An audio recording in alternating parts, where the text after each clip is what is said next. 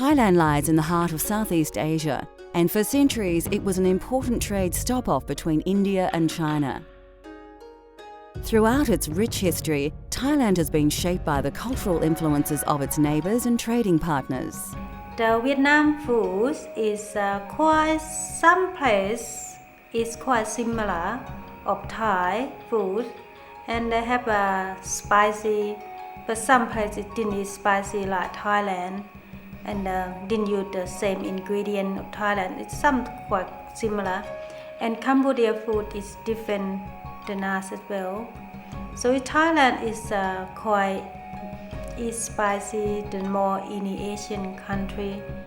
Thai food combines centuries-old Eastern traditions with more recent Western influences. Yet this cuisine is truly recognised around the world as being quintessentially Thai.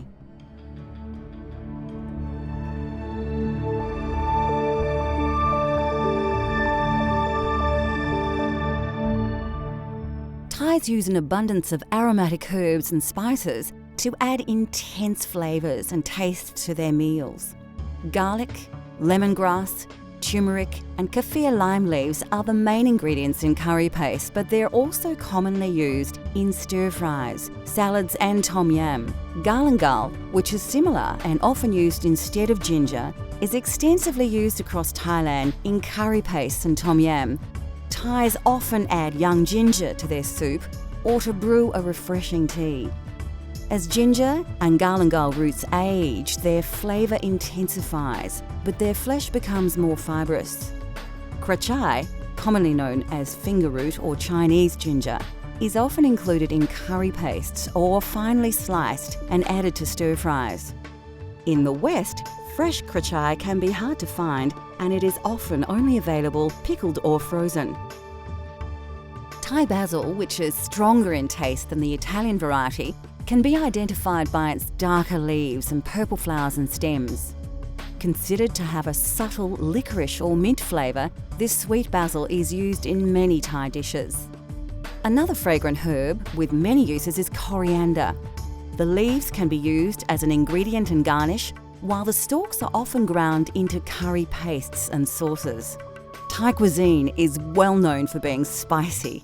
Chili is of course widely used throughout the region and was introduced by Portuguese missionaries only in the 17th century. Generally, the smaller chilies are the hottest, with the tiny red bird's eye chilies, also sometimes referred to as Thai dragon chili, being the hottest of them all. Long red, green and yellow chilies are generally sliced and added to stir-fries, salads and curry paste, with the green variety tending to be milder than the red. To create authentic tasting Thai curries, first you need to create a fresh curry paste to use as your flavour base in your curry dishes. We are going to show you the secret of an authentic red curry paste. If we make curry paste in Thailand, it's really easy. Most of the country people make their own curry paste every day. But in the Bangkok people, sometimes they buy it from the market. It's already made. But it's more the kitchen. Nearly every kitchen, if they do their own curry paste. In Thailand, it's easy to find a herb for doing curry paste.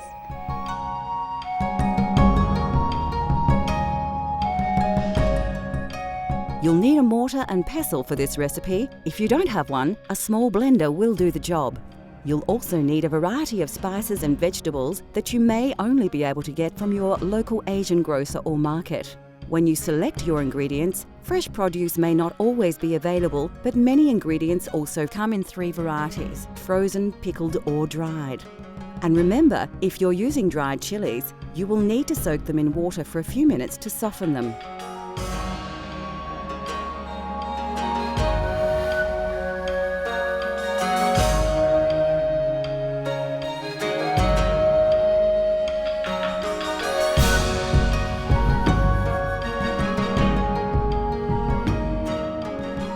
Firstly, finely slice your lemongrass stalk. Take care to cut it as small as possible so it grinds well in the mortar and pestle. Do the same with the galangal, again slicing as finely. Depending on the size of your root, you may not need it all, Add about a teaspoon to your mortar. Chop the krachai into small pieces. We are using krachai that is frozen, so it's quite soft now that it's thawed. If you have access to fresh, you may need to chop in finer. Carefully slice the zest off the kaffir lime, then dice it finely. You don't need to use the whole lime peel, about 2/3 is fine. If you don't have a kaffir lime, you can use finely diced kaffir lime leaves. Add your chilies to the mortar and then use your pestle to grind and pound the ingredients into a coarse paste. This will take some time, and if you are sensitive to chilies, your eyes may water a little. Keep working the paste until you have a similar consistency to this, a slightly coarse but even paste with no chunks. Put your mortar aside and grab your shallot. Remove the dry skin by peeling off the outer layer. Again, finely dice the shallot to add to the mix. Next, add the peppercorns and peel and dice the garlic. Once you've added the garlic to the mortar, it's time to work the contents into the paste. It's important to ensure that you have an even textured paste. If you are finding the mortar and pestle hard going, you can use a small blender to save time and your arm. Once you have a smooth paste, add the shrimp paste. Work it into the mix with the pestle. You can use a spoon to keep the paste off the sides of the mortar. Once it's well mixed, you have an authentic Thai red curry paste. Transfer your paste into a dish so you can use it later. We'll use ours to make a red curry later in the show. Freshly made curry paste will keep in the fridge for about a week.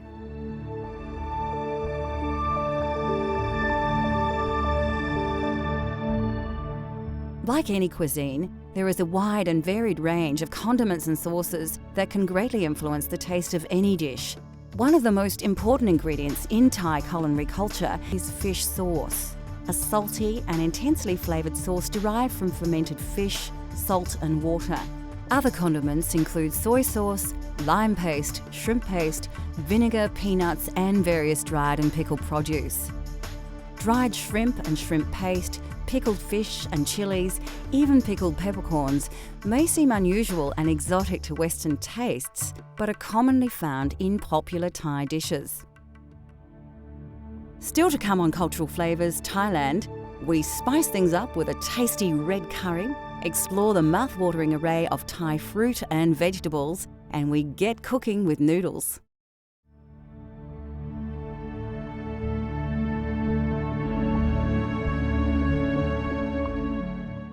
Rice is the staple grain of Thailand, and the fragrant and indigenous jasmine rice grows in abundance throughout the Central Plains.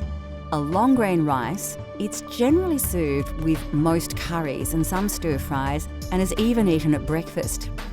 There are several varieties of rice, including sticky rice, which is popular in desserts, and as the main rice to the north of the country. Black sticky rice, or wild rice, is also a popular dessert rice. In Thailand, noodles are often eaten as a snack for lunch or used in soups. They are usually made from either rice, wheat or mung bean flour and are available either as fresh or dried. The most common are the rice noodles, which come in 3 varieties: wide and flat, thin and flat, and round and thin, which are known as vermicelli in the West. Noodles form the basis of many Thai dishes and stir-fries, like the pad Thai we will be making later in the show. Thai curries have taken their influence from India and China, but the flavours of these spicy, popular dishes are uniquely Thai. Thai and Indian spicy is different spicy. Thailand use chili, but Indian use different spicy than us. So Thai food is more soft than Indian foods. It's not too strong of herb. And the Chinese food is more, didn't have a spicy in their mouth, just more stir-fry and soup. We showed you how to create a wonderful aromatic traditional red curry paste earlier in the show. Using this paste as a flavour base, we will prepare a Thai red curry using a range of fresh vegetables and chicken. For this recipe, you will need a selection of fresh vegetables, Remember, if you can't find these exact ingredients, seasonal vegetables will do, although ingredients like kaffir lime leaves are important. The classic Thai ingredients we will be using are combinations of fresh, frozen and even pickled. All are readily available from Asian grocers. This can be a vegetarian dish if you prefer, but it is commonly cooked using chicken or pork. Of course, you'll need a couple of tablespoons of the authentic red curry paste, and the meal is generally served with jasmine rice.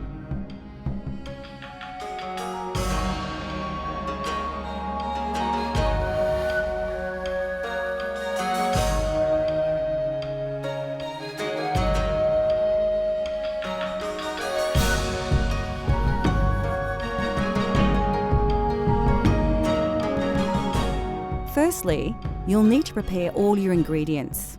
Slice the snake beans, not too finely, into about 3 centimetre or 1.5 inch lengths. The capsicum needs to be cut lengthways, taking long slivers off the edges while avoiding the seeds at the core of the pepper. Then dice these slices, like so. Having peeled your carrot, slice it so it can cook quickly but still retain its texture. You can put all these vegetables into a bowl as they'll be used together. Strip the string from the snow peas and slice them once or twice. Chop the cauliflower into coarse chunks and do the same with the eggplant. You will need to chop the kaffir lime leaves very finely as their flavour is very intense, so it's best to fold them together tightly and very carefully slice off tiny slivers. Add the bamboo shoots and karachai to your mix. Then you will need to get your rice cooking so it will be ready to serve with your red curry. As the rice is heating up, dice the chicken ready to cook. Heat your wok and add about 2 tablespoons of soybean oil.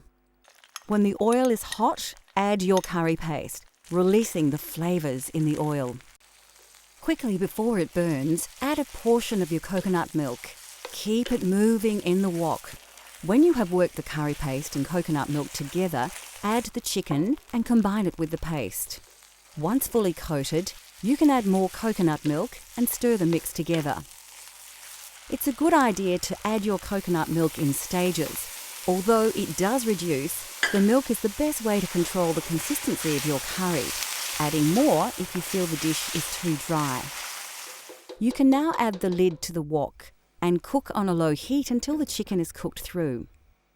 Now add 4 tablespoons of sugar and 2 tablespoons of fish sauce and stir through before adding the vegetables you prepared earlier. You can add the diced vegetables all at once, but ensure you stir them thoroughly. Return the lid and simmer, steaming the vegetables for about 5 minutes. Be careful not to stew the curry, so watch the heat. We don't want to overcook the fresh vegetables. Finally, add the green pickled peppercorns and pick the leaves from your bunch of Thai basil. Mix the ingredients together quickly, as you don't want to cook the basil, just warm it enough to release its flavour into the curry. By now, your rice should be cooked and the dish is ready to be served. It is traditional in Thailand to serve the curry in one large dish and place the rice in another. Diners will then serve this into smaller bowls. So there you have it, Thai red curry with chicken and jasmine rice using an authentic, fresh, homemade red curry paste.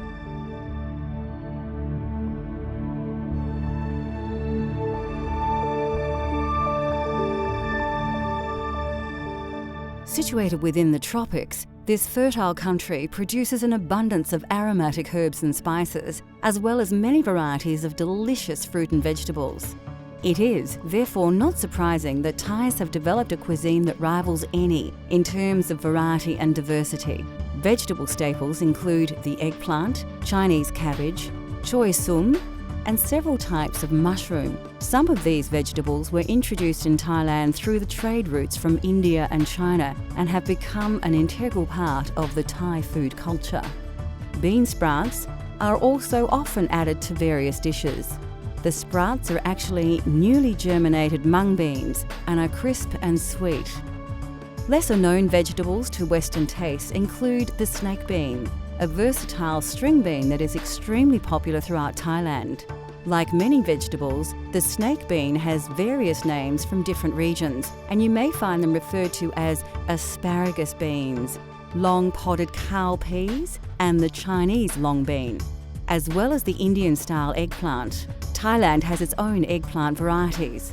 These are cultivated in several colours and sizes, and although much smaller than the large purple aubergine we are familiar with, all are widely used in curries and stir-fries or dipped in sauces and eaten fresh.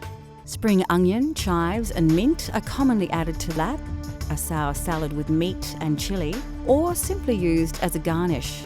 Thai cuisine often features shallots, which are similar to onions but are considered to have a sweeter, milder flavour. Of course, another quintessential Asian ingredient, which is prominent in Thai cooking, are bamboo shoots. Shoots are used fresh or pickled and are usually sliced thinly as they can have a woody texture, especially near the pith. Next on Cultural Flavours Thailand, we fire up the wok and our taste buds as we prepare a Thai family favourite and the country's national dish. Plus, we explore the many wonderful and exotic tropical fruits of Thailand. Pad Thai is a simple, flavoursome dish that is easy to prepare, healthy to eat, and most ingredients are readily available. In Thailand, we eat a lot of pad thai. Some people eat it for snack and lunch, dinner, but sometimes it's evening sup, like the nighttime sup. They have an all day, all night sale, and it's more popular in the easy way to make, and it's easy to buy everywhere. Have a pad thai, and it's quite heavy and solid meal as well.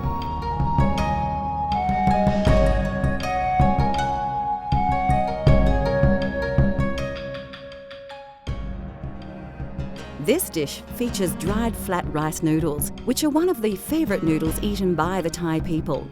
Pad Thai is considered a simple but flavoursome dish to prepare, and it has only a few key ingredients. We are using fresh prawns in our Pad Thai, but it is common to use chicken or both. To make the chilli flavour base, you'll need a mortar and pestle, a mature shallot, 2 cloves of garlic, and 5 dried red chillies. You can soak the chillies in water a couple of minutes before you use them.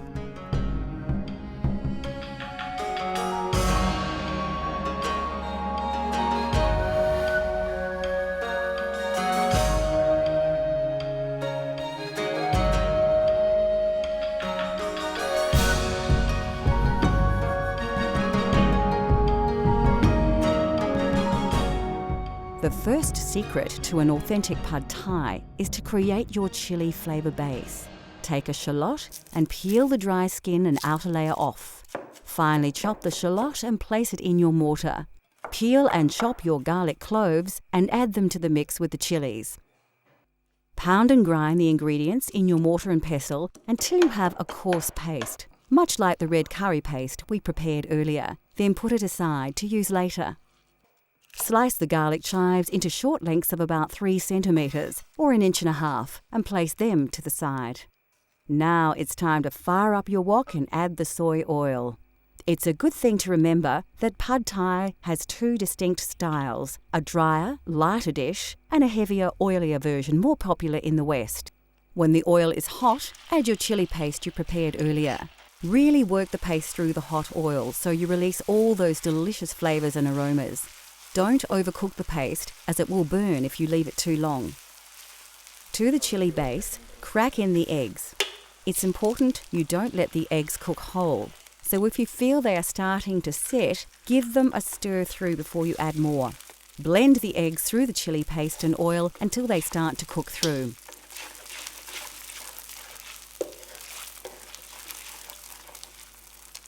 The prawns go into the wok next. It's a good idea to check the heat here to ensure you don't burn the eggs and keep stirring them so they don't stick to the wok.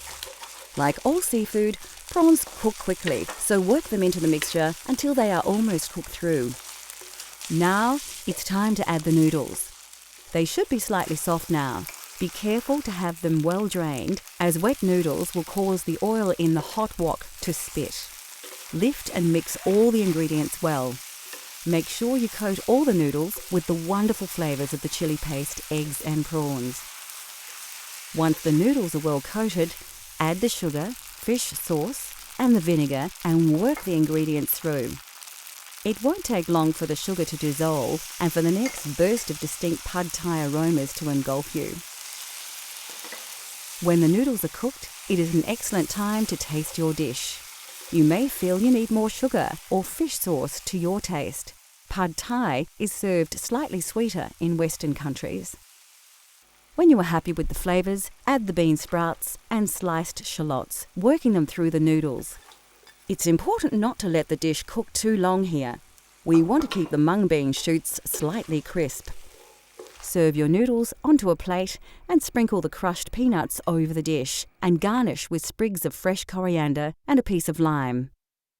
Pad thai is best eaten straight away before the noodles stick together. The lime can be squeezed over the dish just before eating for a delicious and refreshing, authentic Pad Thai experience.